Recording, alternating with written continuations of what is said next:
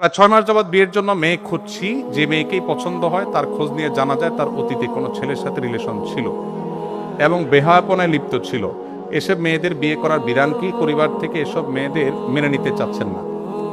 দেখুন, যদি কেউ কারোর জীবনে ভুল পথে থাকেন এবং তিনি সেখান থেকে ফিরে আসেন, ছেলে হোক মেয়ে হোক, যে কারোর জীবনে এরকম বিপদগামিতার পথে যাওয়ার রেকর্ড থাকতে পারে, তিনি যদি ফিরে আসেন, মন থেকে যদি তিনি ফিরে আসেন, ইসলামী শরিয়ার দৃষ্টিকোণ থেকে তাকে বিবাহ করতে কোনো বাধা নেই, তিনি যদি নিজেকে পরিবর্তন করেন। কারণ আত্তাইবু মিনাজ যামবি কামাল্লা যামবা লাহু। নবী সাল্লাল্লাহু আলাইহি ওয়াসাল্লাম বলেছেন, কেউ অপরাধ করার পর যদি ফিরে আসেন আর তিনি যাবেন না, অনুতপ্ত হয়ে নিজেকে ভৎসনা করেন, তাহলে তার অপরাধ যেন নাই হয়ে যায়, আল্লাহ তাআলা মাফ করে দেন। সো সেটাকে আপনি ক্ষমা করে আপনি যদি তাকে বিবাহ করেন, তাহলে সেটা আপনার জন্য হালাল।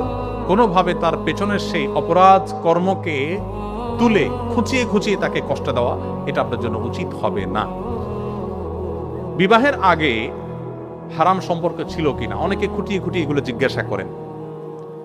ইসলামের নির্দেশনা হলো যে কোনো অপরাধ করার পর সেটা বলে বেড়ানো বা প্রকাশ করাটা আরেকটা অপরাধ।